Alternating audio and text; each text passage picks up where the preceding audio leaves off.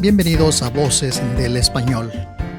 Voces del Español es un programa que nos muestra cómo nuestra forma de hablar el español refleja quiénes somos, cómo somos y de dónde venimos. Bienvenidas, bienvenidos, bienvenides a Voces del Español. El día de hoy vamos a tocar un tema fascinante que es el del Diccionario de Mexicanismos propios y compartidos de la Academia Mexicana de la Lengua.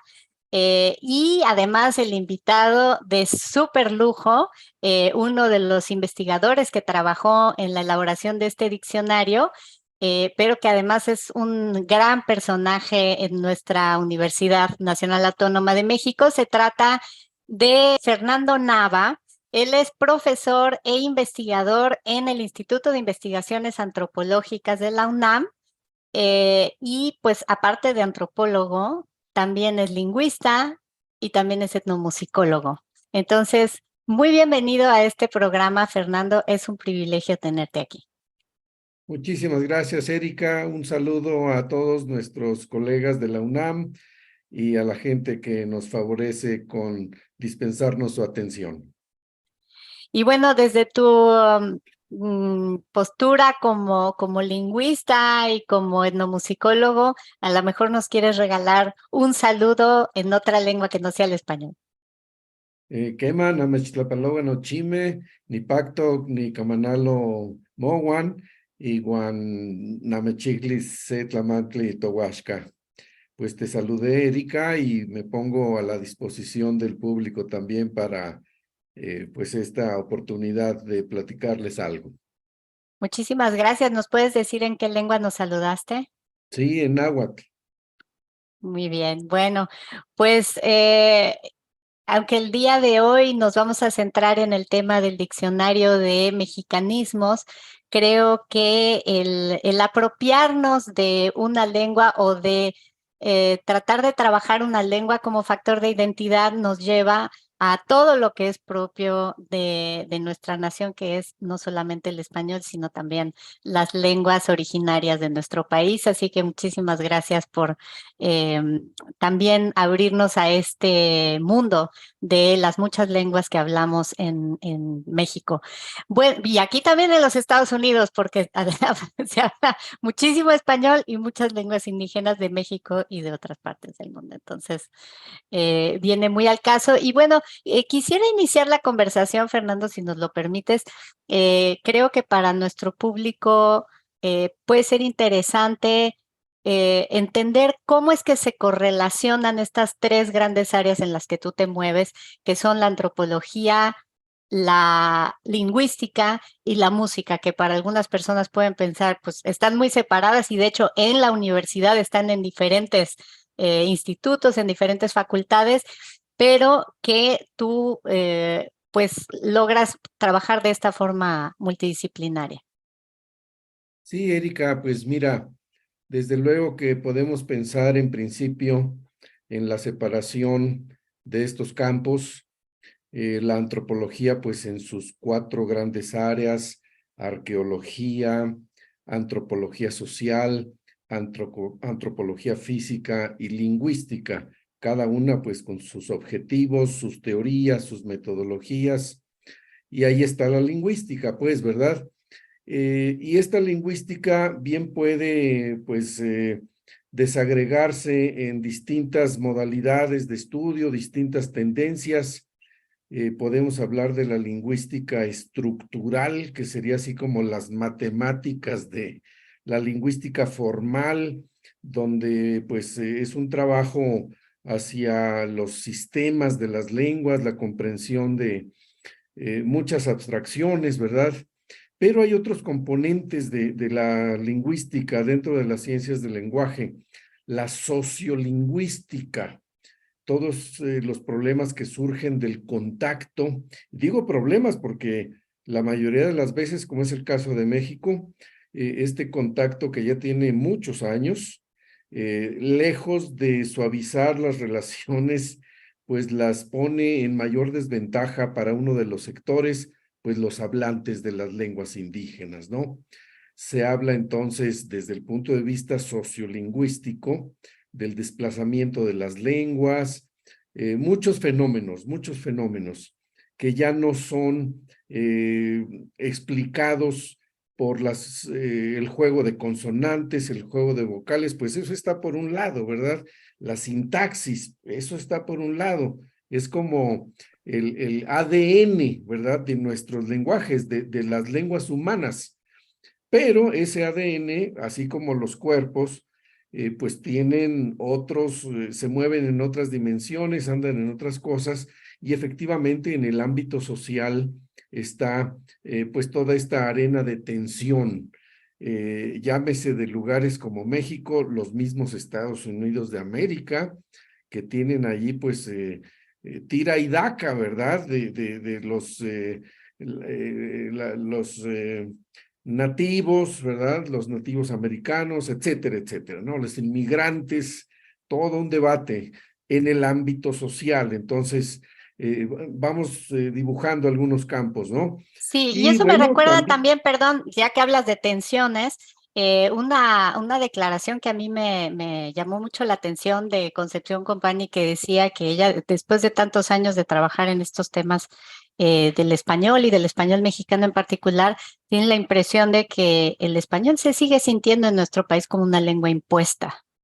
Entonces está también esta tensión entre el español de México, el español de España, de quién es el español y con toda la complejidad que esto implica. Pero perdón, adelante. sí, Erika, efectivamente, tenemos distintas ideologías, que es otro campo de la lingüística, dentro de la sociolingüística, ¿no? Pero quería yo aludir a la etnolingüística, es decir, esta rama de la lingüística donde se fusiona con la antropología a partir de una propuesta hecha por un lingüista de origen polaco, Edward Sapir, de una interrelación entre la lengua, la cultura y el pensamiento. Entonces, esta hipótesis se sigue alimentando. Hay que decirlo, no es el área pues más taquillera de la lingüística, pero es una de las rutas. Y ahí es en donde, pues por mi parte, trato de hacer estudios, trato en mis clases pues de hacer ver que estas relaciones pues nos retan para tener pues hipótesis respecto de cómo influye la cultura a la lengua a la cultura, un vaivén de elementos. Entonces, bueno, ahí ya estamos juntando lengua con antropología, ¿verdad?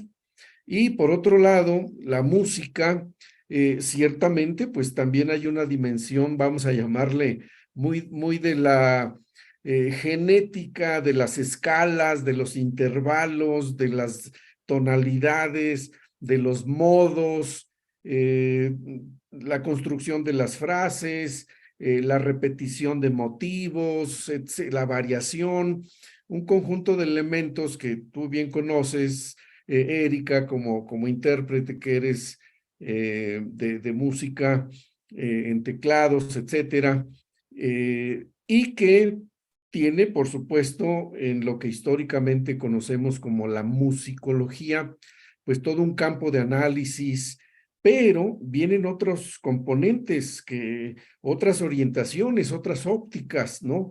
La semiótica, la semiología musical, para ir explorando y proponiendo la identificación de significados codificados en la música.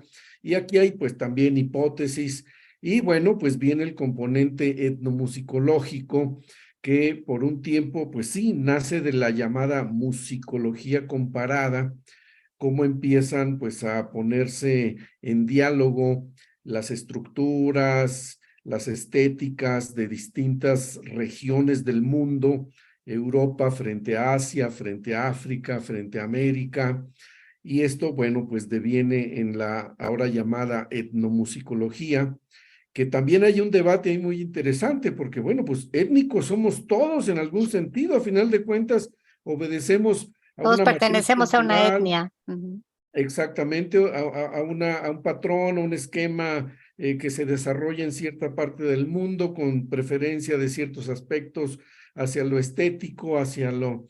De manera que pues hay un debate, no, existe la musicología, ¿no? Con estas subramas. No, aparte de la musicología existe la etnomusicología. Por un tiempo se pensó pues que eran investigaciones hacia música de localidades pequeñas, de zonas rurales, pero no, pues podemos hacer un estudio etnomusicológico, es decir, la música en la cultura, pues de la Sinfónica de Nueva York, de la ópera de China, o sea, Claro. es un enfoque más que un campo o un objeto en particular. Sí, Entonces, me estoy imaginando, digo, de los tres campos, música, lingüística y antropología, pues la etnolingüística y la etnomusicología es donde se intersectan con la antropología, básicamente, ¿no? exactamente. Entonces, tenemos pues con cierto apoyo por la terminología, la llamada etnomusicología, la llamada etnolingüística, pues que son ramas de otros grandes campos de estudio y que pues confluyen en función de que el componente antropológico, la presencia social, las representaciones, ¿no? Cómo llegan pues, ser objeto de estudio. Y bueno, pues por ahí andamos, Erika, por ahí andamos, ¿no? Sí, muy bien. Bueno, pues aquí lo tenemos, ¿no? El Diccionario de Mexicanismos Propios y Compartidos de la Academia Mexicana de la Lengua, que nos trae a la conversación del día de hoy, espero que muchas conversaciones que tengamos con Fernando Nava, pero pues preguntarte entonces, Fernando, dentro de estos ámbitos en los que tú te mueves, ¿cómo es que llegas tú al diccionario de mexicanismos? ¿Cuál es tu aportación o cuál fue tu involucramiento? ¿Y por qué es importante que tenemos ahora este diccionario de mexicanismos? Sí, Erika, muchas gracias. Mira, pues yo tuve el privilegio de ser designado integrante, miembro de número de la Academia Mexicana de la Lengua en el año 2017.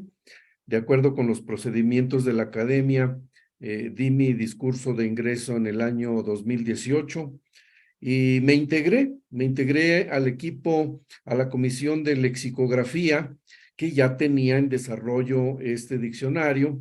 El diccionario de mexicanismos propios y compartidos lo publicó la Academia Mexicana de la Lengua en noviembre de 2022. Pero hay una gran trayectoria. Mira, brevemente, permíteme. Este vocabulario de mexicanismos de don Joaquín García y Casbalceta se publicó a fines del siglo XIX. Don Joaquín lo dejó incompleto, trabajó la sistematización de datos hasta la letra G. Vinieron otros trabajos, desde luego, pero antecedentes más o menos inmediatos de nuestro diccionario son el índice de mexicanismos, que también elabora la Academia Mexicana de la Lengua, lo publica el Fondo de Cultura, con apoyo del Fondo de Cultura, del Consejo Nacional para la Cultura y las Artes.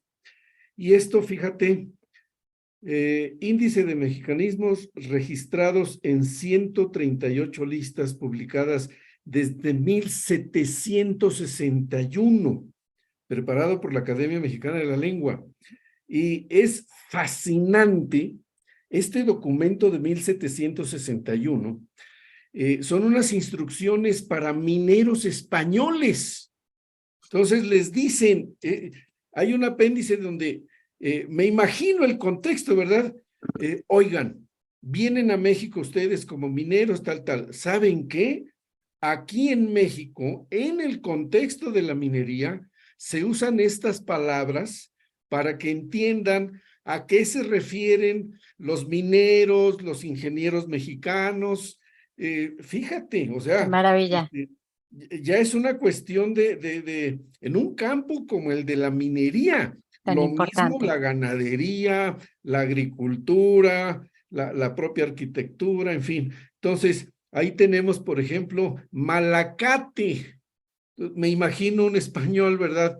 un ingeniero llegando y pues oiga, los de aquí le hablarían de otra manera, ¿verdad?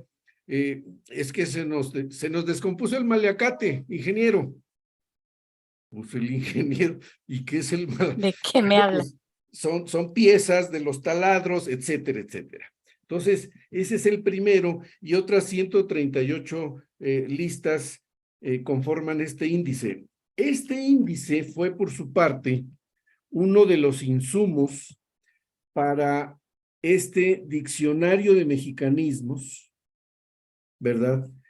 Publicado por la academia, con apoyo de una coedición con Siglo XXI Editores, del año 2010, coordinado por doña Concepción Compani, quien también coordinó el Diccionario de Mexicanismos Propios y Compartidos, labor en la cual me integro en el 2018.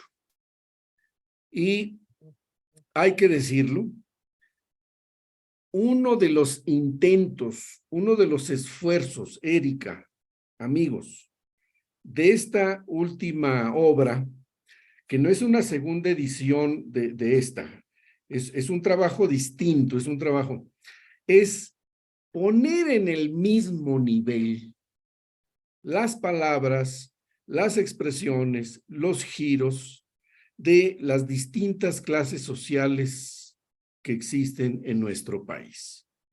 Entonces, están los mexicanismos cultos, como parteaguas, es un mexicanismo, esto no se usa en España al menos, y están pues las voces populares de la vendedora de los sopes de aquí de la esquina, del señor que pasa con el carrito de tamales. El vocabulario, las expresiones de unos y otros están ahí. Y con esto, Erika, bueno, la obra trata de romper una idea que todavía lamentablemente está en muchos ciudadanos, no solo mexicanos, sino de que los diccionarios pues solo cooptan, ¿verdad? Solo tienen, cooptar también es un mexicanismo culto, por cierto, solo merecen estar en las páginas de un diccionario aquellos elementos prestigiosos del habla refinada. Nada, señores, nada de eso, nada.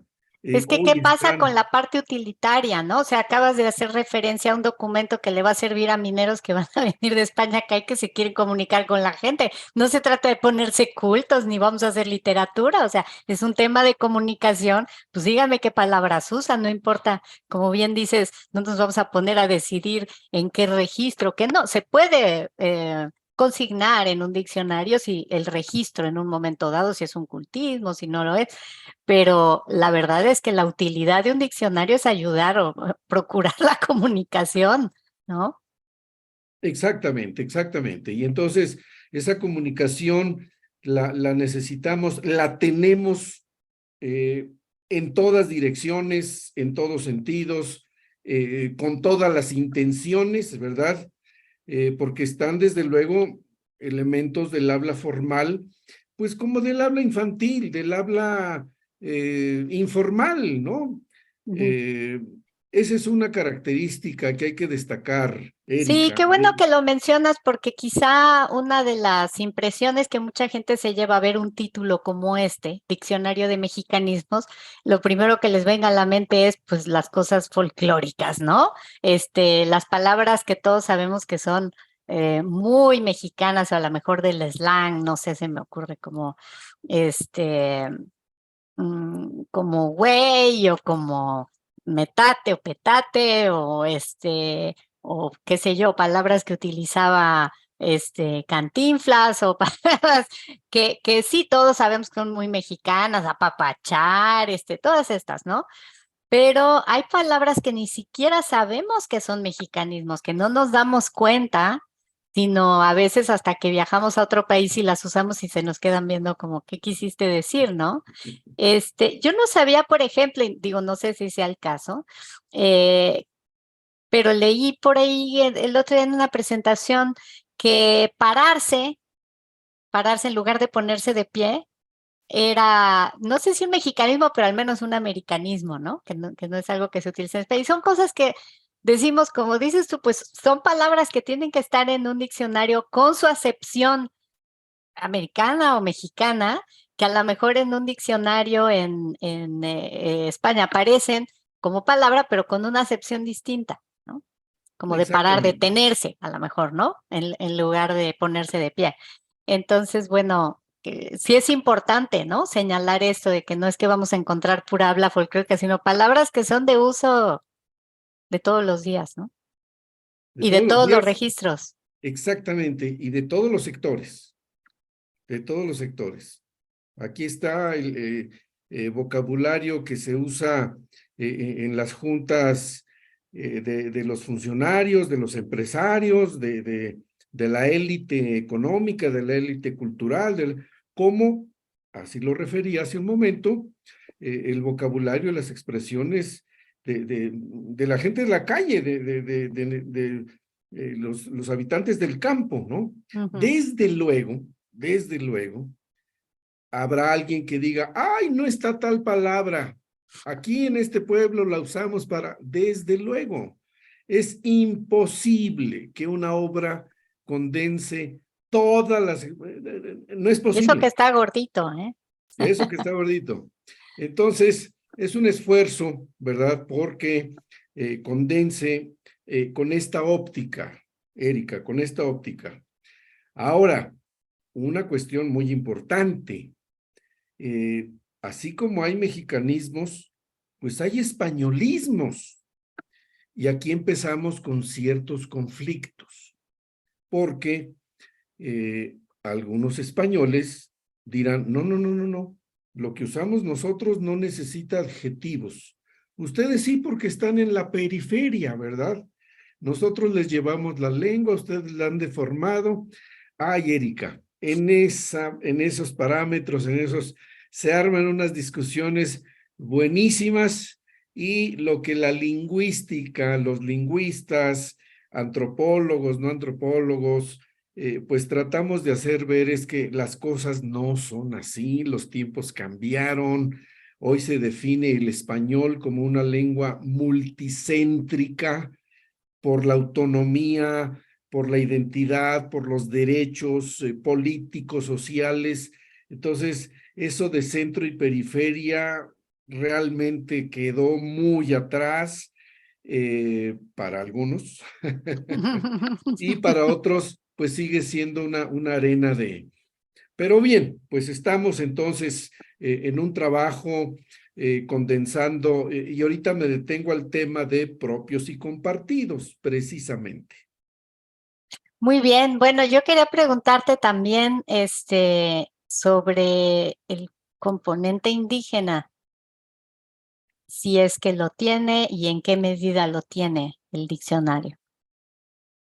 Claro, pues es un componente presente desde el siglo XVI.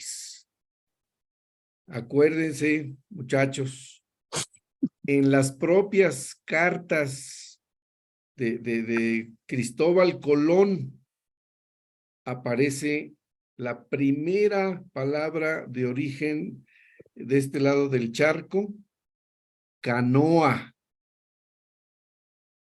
Ahí está, de puño y letra de Cristóbal Colón. Y Cortés, Bernal Díaz del Castillo en su historia, inserta mexicanismos. Pues sí, inserta ya un léxico que se fue metiendo. Muy bien, entonces, ese léxico, y me da pie para hablar de esta diferencia entre propios y compartidos, ese léxico pues ya tiene palabras que pues ya no son desde cierta perspectiva, ya no son mexicanismos, sino son del patrimonio lingüístico de todo el mundo. Y ahí está tequila, ahí está aguacate, ahí está mariachi y otras tantas. Sí, que Entonces, es interesante porque tampoco andamos por la vida hablando español y diciendo, ese es un arabismo, ¿eh? Tampoco los españoles. ¿Y cuánto patrimonio lingüístico no tienen de los árabes, no? Y no veo que en sus exactamente, diccionarios pongan necesariamente que estén marcando todo el tiempo cuáles son sus arabismos, ¿no? exactamente, sí, nosotros usamos los hispanohablantes en general, palabras como alambre, alacrán, almohada, y no, no está el foquito, ay, ese es un arabismo, para nada, o sea, es lo que han compartido, Patrimonio. es lo que resulta del contacto cultural precisamente, ¿no? Y entonces, pues, los mariachis, el jitomate, en algunos casos solo dicho tomate, pues son este campo en el que se insertan estos mexicanismos ya compartidos, ya están literalmente en todo el mundo, ¿no? Y los propios, sí, claro, hay algunos exclusivos de regiones, de zonas más grandes del país, por ejemplo, eh, voces de la lengua yaqui en Sonora, Sinaloa, ¿no? Algunas voces del zapoteco en Oaxaca, del maya, aunque de allá de la península de Yucatán, por el turismo, pues ya tenemos en otros lugares el uso y la identificación de elementos como los papazules, los albutes, ¿no?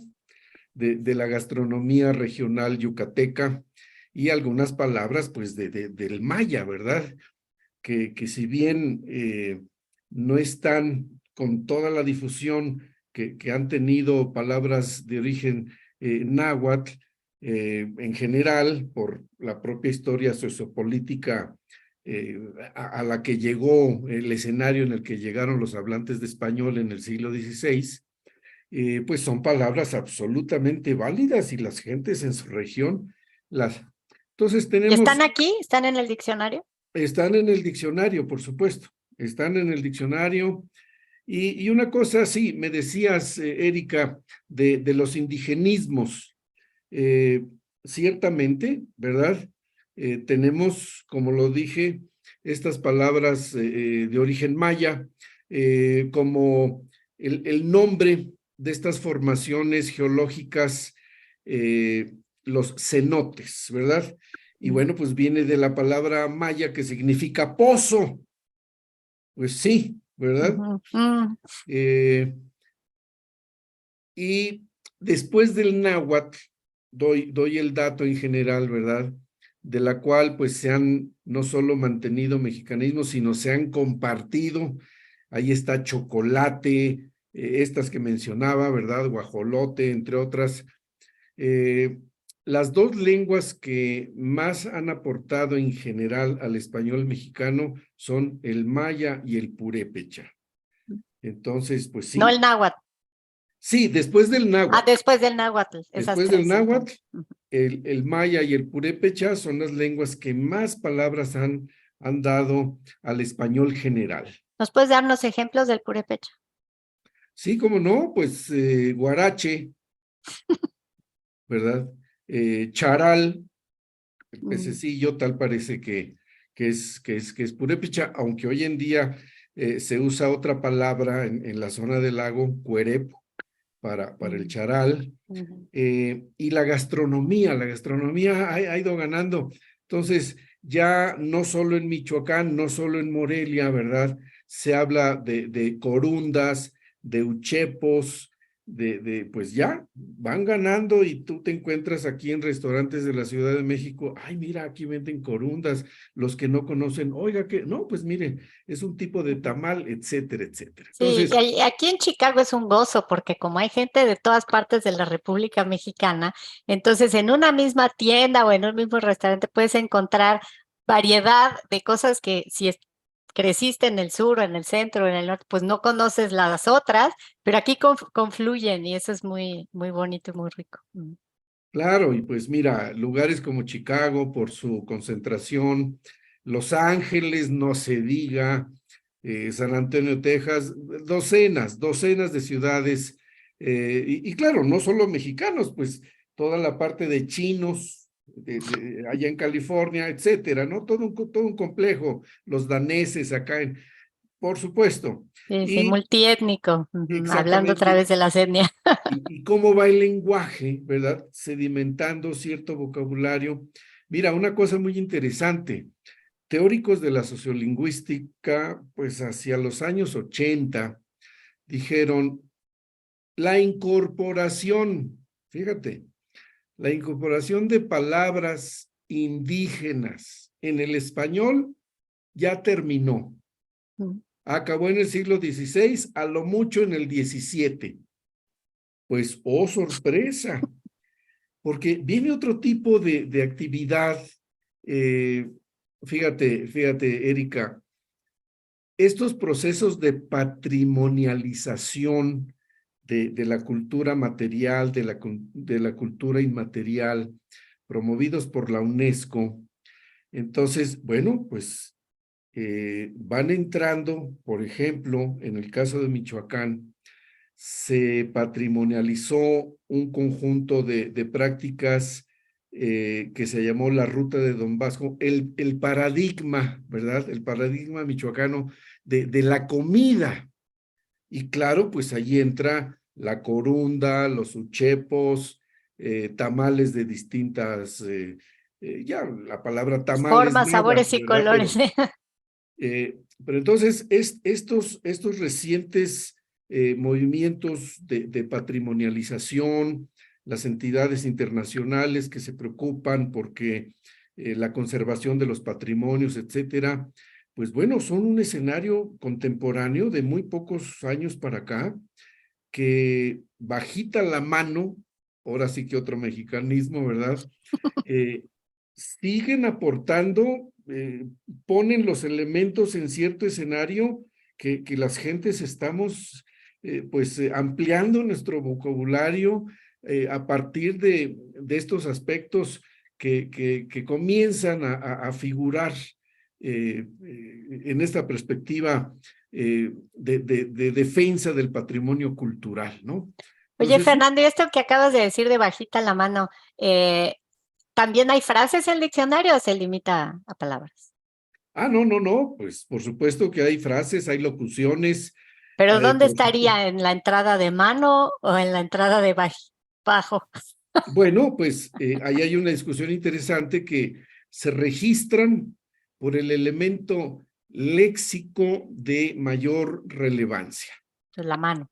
Los invitamos, por ejemplo, claro, a que ustedes consulten una gran sección con el verbo dar. Uh, Entonces, dar chance, dar aventón, dar el avión. sí. Claro, o sea, hay locuciones, por supuesto, que son construcciones propias, ¿verdad? Con sentidos propios. Y además, más allá de lo folclórico, pues las personas que no son de la región, pues sí les conviene conocerlas porque las van a utilizar. Desde luego. Las escuchan y pues hay que entrar a la comunicación, ¿Qué como quiere tú decir? dices, ¿no? Ujú. Claro que No, sí. pues muy bien.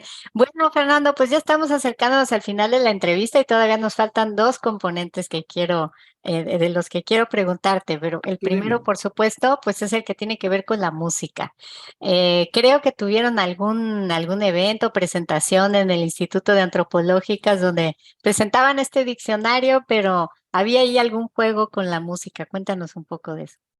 Sí, por supuesto. Mira, organizamos una presentación del diccionario, le llamamos una presentación cantada del diccionario, y si me lo permites, te voy a leer unos de los versos que el poeta potosino Guillermo Martínez, poeta en la acepción regional de Río Verde y del plan de San Ciro, por ahí, que son los improvisadores y son los decimistas. Bien, dice así: en nuestro léxico tan etnológico hay cosas mágicas y tan magníficas, palabras rítmicas muy específicas que en lo académico lo encuentran lógico. Esa es la Maravilloso. planta. Y te leo una de las décimas. Esto va con música, ¿verdad? Pero bueno, permítanme aquí. En este histórico tiempo mediático hay lexicógrafos, también hay biólogos, que a beneplácito con antropólogos van con sus límites a lo diastrático. De lo diafásico hasta lo gramático se ve en su cúpula lo pedagógico, y con el título de filológico van asombrándose muy estratégicos que existen míticos y muchos Méxicos en nuestro léxico tan etnológico. No, pues maravilloso, y con música debe de sonar increíble. ¿Cómo lo acompañaron? Increíble, pues mira, esta tradición implica que el versador toca la guitarra guapanguera, hay un jaranero y hay dos violines que van haciendo las melodías de todo esto, y vienen jarabes, vienen sones. Así tuvimos esa presentación, así la tuvimos, claro. Bueno, pues nos encantaría escucharla, Fernando, porque creo que complementaría mucho esta fiesta que implica el nacimiento de un diccionario como este, de una obra como esta, que como nos acabas de decir, no es la reedición de cosas anteriores, sino una propuesta realmente nueva que además, pues, que nos entusiasma a todos de muchas maneras y que queremos contagiar de ese entusiasmo a nuestro público para que se acerque al diccionario, ¿no? Exactamente, pues mira, veremos la manera en que pueda compartirse algo de aquella presentación. Yo aquí, bueno, pues les leí un fragmento de una pieza, una poesía, como repito, en los términos de allá de la zona de Río Verde, elaborada para esa ocasión. Así es, Erika. Maravilloso. Bueno, y pues creo que has hecho investigaciones en el ámbito de la música, las letras de las canciones en lenguas originarias, etcétera. Entonces, bueno, no sé qué tanto de eso mm, este diccionario nos dé pie a poder entender mejor todo ese mundo de la lengua y la música que se produce en nuestro país. Sí, claro, pues hay pies, vamos a decirlo así. Por ejemplo, la palabra pirecua, que es el nombre de la canción prototípica en lengua purépecha y con un ritmo y una estructuración musical particular, ¿no? Los guapangos, por supuesto, que los hay en español y en lenguas indígenas. Recientemente ha habido una efervescencia para componer e interpretar guapangos, no solo en náhuatl, por la región oriental, sino en totonaco, en lengua tenec o huasteca. Entonces, desde luego, ¿verdad? Desde luego. Y claro, ya en particular, pues cada zona, en algún sentido por lengua, sí encontramos preferencias a ciertos temas, a ciertos estilos, ya particularizando, ¿verdad? Y tenemos desde los cantos rituales de las danzas yumanas en Baja California hasta las jaranas cantadas en maya, ¿no? Pasando por los sones zapotecos, por los ochipitzaguas nahuas, por los cantos de los mitotes coras, los cantos de la raspa tarahumara, en fin, un verdadero universo con particularidades, claro, en su temática, en su tratamiento literario y pues musical, ¿no? También, desde luego. Y que un agradecimiento, la verdad, a todos los traductores que nos permiten a las personas que no hablamos esas lenguas, pues disfrutarlas en español, al menos entender un poco del mensaje y disfrutar esa música, ¿no? Isesti kuripuengatsun harvatersun jorengurinis guandan kajimen kisarisun gadios meñam tsuman himbok engaksun harvatak kasan andar peransun guandacuichan que jupican ka escuchausun gax sanders eseshen is guandomskurin ka is kuran. que yo siempre agradezco a los que pacientemente nos transmiten, nos enseñan sus lenguas para apreciar sus creaciones, compartir muchas cosas con ellos en sus lenguas precisamente. Esto fue Sí, Purépecha. maravilloso y gracias a investigadores además como tú que se meten en ese mundo y que nos permiten, ¿no?, establecer un puente con esas culturas maravillosas que tienen tanto que aportarnos. Muchísimas gracias y bueno, prometo que es mi última pregunta, pero es un poquito obligada ya en estos tiempos que estamos viviendo y es preguntarte si la inteligencia artificial tendrá algún impacto, servirá como herramienta para avanzar más en estos estudios lexicográficos y lingüísticos. Debe serlo, Erika, por supuesto. Son aspectos que van avanzando, son imposible detenerlos y lo que hay que hacer, pues en algún sentido, Erika, hay que hacerlo, hay que considerar el potencial de la inteligencia artificial, Erika, Ujú. sí, Sí, esta porque mañana me compartieron unos análisis lingüísticos que hizo la inteligencia artificial con español, pero habría que alimentarla con las lenguas que han investigado ustedes para que también a través de esta herramienta tan poderosa, pues podamos ahora sí que tener una herramienta más poderosa que nos permita avanzar, ¿no?, en las investigaciones. excelentemente, y que no tengamos que hablar de la inteligencia artificial como un recurso que genera textos para que les queden resueltas sus tesis a los que están haciendo Ah, estudios no. de posgrado. Sí, sí, bueno, siempre piensan en eso, ¿no? Yo la verdad es que lo veo como una herramienta para la investigación Absolutamente. Y muy estamos con un poderoso. caso, guardando todas las proporciones, pues a cuando se exploró la división del átomo, ¿verdad? Y bueno, pues unas consecuencias de un lado, pero pues un avance que no podemos detener y que hay que alimentar y visualizar beneficios para la humanidad, por supuesto. Sí, claro, porque además me imagino que en la medida en la que puedan alimentar, ¿no?, a estos sistemas con la información que ya se tiene de ciertas lenguas, pues se pueden sistematizar algunos procesos y que pueden ser a veces muy engorrosos y muy lentos y tediosos para sí, para beneficio de todos los que están trabajando esas lenguas, porque es que son tantas lenguas y tanta información que difícilmente lo puedes abarcar todo, ¿no? Y eh, yo preveo que van a divertirse mucho con esa Exactamente, herramienta. exactamente. Y esto Sí, pues ayudará, esperemos, a una equidad y a una justipreciación de los patrimonios lingüísticos de la especie humana, desde de eso luego. se trata. Bueno, pues muchísimas gracias, Fernando Nava, por esta maravillosa entrevista y por adentrarnos un poco en este mundo del diccionario de mexicanismos que sacó la Academia Mexicana de la Lengua con su equipo de lexicógrafos y lingüistas y además, pues, por aportarnos esta visión tuya también desde la antropología y la música. Por cierto, el inicio del programa olvidé compartir con el público que Fernando Nava actualmente también es coordinador del posgrado de música en la Facultad de Música de nuestra universidad. Entonces, bueno, pues ahí lo tenemos apoyando en diferentes áreas de nuestra universidad. Muchísimas gracias, Fernando, y esperemos que tengamos una segunda parte de esta entrevista.